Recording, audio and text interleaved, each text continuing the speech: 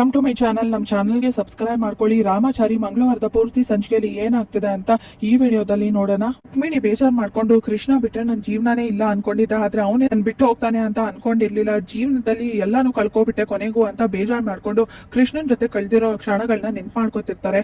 ನನ್ನ ಹತ್ರ ಬರ್ಬೇಡ ಅಂತ ಹೇಳಿದ್ರು ಯಾಕೆ ಬರ್ತಿದ್ಯಾ, ನನ್ನ ಭೇಟಿ ಆಗ್ಬೇಡ ಅಂದ್ರು ಯಾಕೆ ಭೇಟಿ ಆಗ್ತಿದ್ಯಾ, ಗೊತ್ತಾಗಲ್ವಾ ನಿನ್ಗೆ, ನಾನು ಇರೋ ಜಾಗಕ್ಕೆ ಬರ್ಬೇಡ ನೀನು ಅಂತ ಕೃಷ್ಣ ಹೇಳಿದಾಗ, ಯಾಕೆ ಕೃಷ್ಣ ಮನ್ಸಲ್ಲಿ ಪ್ರೀತಿ ಇಟ್ಕೊಂಡು ಮುಚ್ಚಿಟ್ಕೋತಾ ಇದ್ಯಾ, ಅದಾದ್ಮೇಲೆ ನೀನ್ ಹೇಳ್ಕೋಬೇಕು ಅಂದ್ರೂ ನಾನು ಇರಲ್ಲ ಅನ್ಸುತ್ತೆ. ಯಾಕಂದ್ರೆ ಸಾವು ಅನ್ನೋದು ಯಾವಾಗ ಬೇಕಾದ್ರೂ ಬರ್ಬೋದು.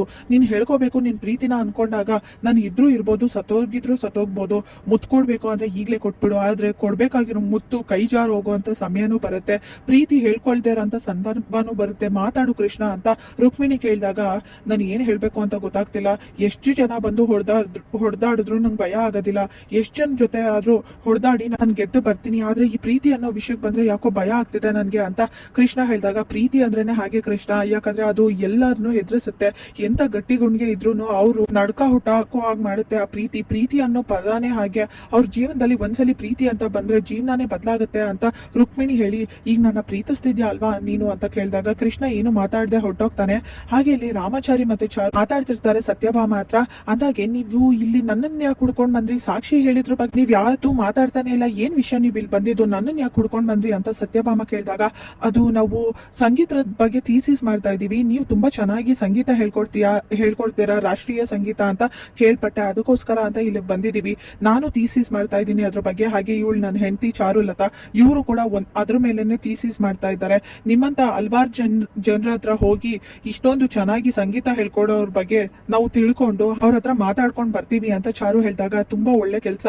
ನಮ್ ದೇಶನ ಬಿಟ್ಟು ಬೇರೆ ದೇಶದಲ್ಲಿ ಹೋಗಿ ಕಲಿಯುವಂತ ಜನಗಳನ್ನ ನೋಡಿದೀನಿ, ಆದ್ರೆ ನಮ್ ದೇಶ ಸಂಪ್ರದಾಯನ ಬಿಟ್ಕೊಡ್ದೆ ಅದ್ರ ಬಗ್ಗೆ ನೀವು ಈ ತರ ಸಂಶೋಧನೆ ಮಾಡ್ತಿದ್ದೀರಲ್ಲ, ನಿಜವಾಗ್ಲೂ ಖುಷಿ ಆಗುತ್ತೆ ಅಂತ ಸತ್ಯಭಾಮ ಹೇಳ್ತಾರೆ. ರುಕ್ಮಿಣಿ ಅಳ್ತಿರ್ಬೇಕಾದ್ರೆ, ಹೋಗ್ಲಿ ಬಿಡಿ ಸಮಾಧಾನ ಮಾಡ್ಕೊ, ಈಗ ಕೃಷ್ಣ ಮುಗ್ದೋಗಿರೋ ಅಧ್ಯಾಯ, ಈಗ ಏನ್ ಮಾಡ್ತೀಯಾ ಅಂತ ಕೇಳಿದಾಗ, ಏನೇ ಮಾಡೋದು, ನನ್ ಬಗ್ಗೆನೆ ಮರ್ತೋಗಿ ಇನ್ನೊಂದು ಹುಡುಗಿನ ಮದ್ವೆ ಆಗಿದ್ದಾನೆ, ನನ್ಗೆ ಎಲ್ಲಿ ಸಾವು ಬಂದ್ಬಿಡುತ್ತೋ ಅಂತ ಭಯ ಆಗ್ತಿತ್ತು. ಇಷ್ಟು ದಿನ ನನ್ ಕೊಟ್ಟಿರೋ ಮಾತನ್ನ ಉಳಿಸ್ಕೊಳಕ್ ಆಗಲ್ಲ, ಕೃಷ್ಣನಿಂದ ದೂರ ಆಗ್ತೀನಿ ಅಂತ, ಆದ್ರೆ ಅವನೇ ಕೊಟ್ಟಿರೋ ಮಾತನ್ನ ಮರ್ತು ಇನ್ನೊಂದು ಹುಡುಗಿನ ಮದ್ವೆ ಆಗ್ಬಿಟ್ಟ, ಈಗ ನನ್ಗೇನು ಉಳ್ಕೊಂಡಿಲ್ಲ, ಆದ್ರೆ ಆ ಸಾವು ಕೂಡ ನನ್ನ ಹತ್ರ ಬರ್ತಿಲ್ಲ ಅಂತ ರುಕ್ಮಿಣಿ ಬೇಜಾರ್ ಮಾಡ್ಕೋಬೇಕಾದ್ರೆ ಇಲ್ಲಿ ರುಕ್ಮಿಣಿ ಕಡೆಯವರು ಹುಡುಕ್ತಾ ಇರ್ತಾರೆ. ಆಗ ಇಲ್ಲೇ ಇದ್ದಾಳೆ ರುಕ್ಮಿಣಿ, ಸಿಕ್ಕಿದಾಳೆ ಅಂತ ಫೋನ್ ಮಾಡ್ತಾರೆ.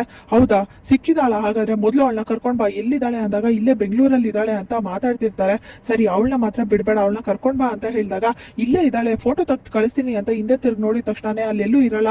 ಅಯ್ಯೋ ಯಜಮಾನ್ರೆ ಒಂದ್ ದೊಡ್ಡ ಎಡ್ವರ್ಟ್ ಆಯ್ತು ಅಂತ ಹೇಳ್ತಾರೆ. ಏನಾಯ್ತು ಅಂತ ಕೇಳಿದಾಗ ರುಕ್ಮಿಣಿ ಇಲ್ಲೇ ಇದ್ಲು, ಈಗ ಹುಡುಕ್ತಿದ್ರೆ ಎಲ್ಲೂ ಕಾಣಿಸ್ತಿಲ್ಲ ಅಂತ ಹೇಳ್ತಾರೆ.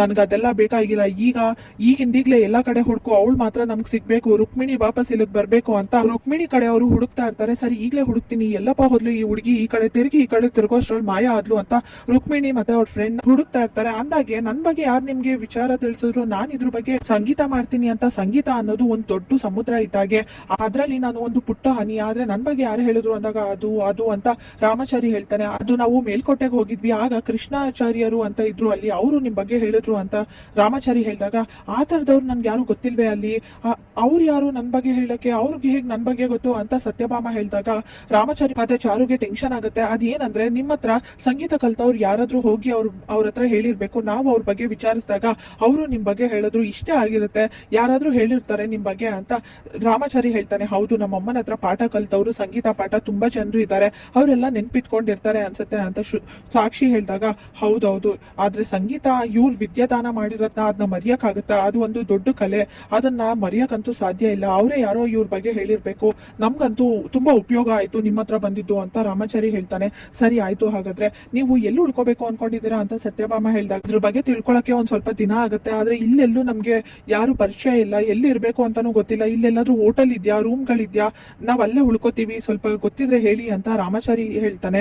ನೀವ್ಯಾಕೆ ಅಲ್ಲಿ ಉಳ್ಕೋಬೇಕು, ನನ್ ಮಗಳನ್ನ ನೀವು ಕಾಪಾಡಿದ್ದೀರಾ, ಹಾಗಂದ್ಮೇಲೆ ನಮ್ಮ ಮನೆ ಮಗ ಇದ್ದಾಗೆ ಅಲ್ವಾ, ಅದಕ್ಕೆ ನೀವ್ ಇಲ್ಲೇ ಇರ್ಬೋದು, ಮನೆ ಚಿಕ್ಕದಾಗಿದ್ರು ಎಲ್ಲ ಸೌಲಭ್ಯಗಳಿದೆ, ಇಲ್ಲೇ ಇರಕ್ ಏನ್ ತೊಂದ್ರೆ ಇಲ್ಲ ಅಲ್ವಾ ಅಂತ ಸತ್ಯಭಾಮ ಹೇಳ್ತಾರೆ. ತುಂಬಾ ದೊಡ್ಡ ಮನ್ಸಮ್ಮ ನಿಮ್ದು, ಸರಿ ಇಲ್ಲೇ ಇರ್ತೀವಿ, ನಾವು ಮುಗಿಸ್ಕೊಂಡು ಸಂಶೋಧನೆ ಮಾಡ್ಕೊಂಡು ಹೋಗೋವರೆಗೂ ಅಂತ ರಾಮಾಚಾರಿ ಮತ್ತೆ ಚಾರು ಹೇಳ್ತಾರೆ. ಕಿಟ್ಟಿ ಯೋಚನೆ ಮಾಡ್ಬೇಕಾದ್ರೆ, ಏನೋ ಯೋಚನೆ ಮಾಡ್ತಿದ್ಯಾ ಅಂತ ಕೇಳ್ತಾರೆ. ನನ್ಗ ಆ ವೈಶಾಖದ ಭಯ, ಅವಳು ಈ ಮನೇಲಿ ಇರೋವರೆಗೂ ಯೋಚನೆ ಮಾಡದೆ ಹೇಗಿರಕ್ಕಾಗತ್ತೆ, ಮೊನ್ನೆ ಊಟದಲ್ಲಿ ಏನಾಯ್ತು ಅಂತ ಗೊತ್ತಲ್ವಾ ಅಂತ ಕಿಟ್ಟಿ ಹೇಳ್ತಾನೆ. ನನ್ಗೂ ಅದೇ ಅನುಮಾನ ಆಗ್ತಾ ಇರೋದು, ಯಾರಾದ್ರೂ ಊಟ ಮಾಡಕ್ ಹೋದ್ರೆ ಮೊದ್ಲು ನೀನ್ ಊಟ ಮಾಡ್ತೀಯಾ, ನೀನ್ ಏನಾದ್ರೂ ಮೊದ್ಲು ಮಾಡಿ ಆಮೇಲೆ ಮನೆಯವ್ರಿಗೆ ಕೊಡ್ತೀಯಾ, ಏನ್ ನಡೀತಿದೆ ಇಲ್ಲಿ ಗೊತ್ತಾಗ್ತಿಲ್ಲ ಅಂತ ಮುರಾರಿ ಕೇಳ್ತಾನೆ. ಈ ವೈಶಾಖ ಇಂದ ಎಲ್ಲಾನು ಎಚ್ಚರಿಕೆಯಿಂದಾನೇ ಇರ್ಬೇಕು ನಾವು, ಮೊನ್ನೆ ಏನೇನಾಯ್ತು ಅಂತ ನಿನ್ ವಿಷಯದಲ್ಲಿ ನೋಡಿದ್ವಲ್ಲ, ಅಲ್ಲ ಈ ಅಪ್ಪನ ಮೇಲೆ ಕಳಂಕ ಇವಳು ಬೇಕು ಅಂತ ಹೊರಿಸಿದಾಳ ಅಥವಾ ಏನು ಅಂತ ಒಂದು ಗೊತ್ತಾಗ್ತಿಲ್ಲ ನನ್ಗೆ. ಇದು ಸುಳ್ಳಾಗಿರ್ಲಿ ಅಂತ ಬೇಡ್ಕೋತೀನಿ, ಆದಷ್ಟು ಬೇಗ ಅಪ್ಪನ ಮೇಲಿರೋ ಕಳಂಕ ಹೋಗ್ಬೇಕು, ಎಲ್ಲ ಸತ್ಯನೂ ಗೊತ್ತಾಗ್ಬೇಕು ಅಂತ ಕಿಟ್ಟಿ ಹೇಳ್ಬೇಕಾದ್ರೆ ವೈಶಾಖ ಅದನ್ನ ಕೇಳಿಸ್ಕೊಂಡು, ಕಳಂಕ ಹೋಗೋದಕ್ಕೆ ಅದೇನು ಆರೋಪ ಅಲ್ಲ ಕಣೋ, ಇರೋ ನಿಜಾನೇ ಹೇಳ್ತಾ ಇರೋದು.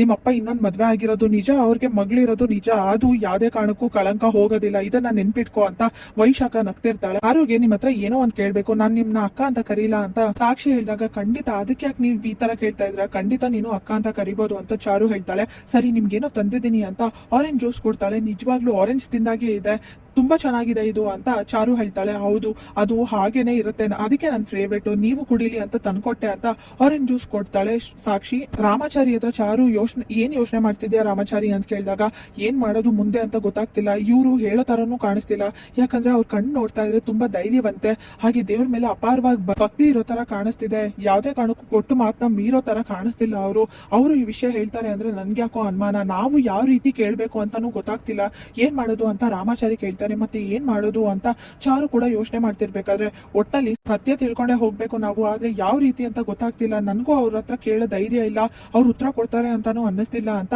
ರಾಮಾಚಾರಿ ಯೋಚನೆ ಮಾಡ್ತಿರ್ತಾನೆ. ಇಲ್ಲಿಗೆ ಮಂಗಳವಾರದ ಪೂರ್ತಿ ಸಂಚಿಕೆ ವಿಡಿಯೋ ಮುಕ್ತಾಯವಾಗಿದೆ. ಈ ವಿಡಿಯೋ ಇಷ್ಟವಾಗಿದೆ ಲೈಕ್ ಮಾಡಿ, ಶೇರ್ ಮಾಡಿ, ಕಮೆಂಟ್ ಮಾಡಿ, ಹಾಗೆ ಸಬ್ಸ್ಕ್ರೈಬ್ ಮಾಡಿ.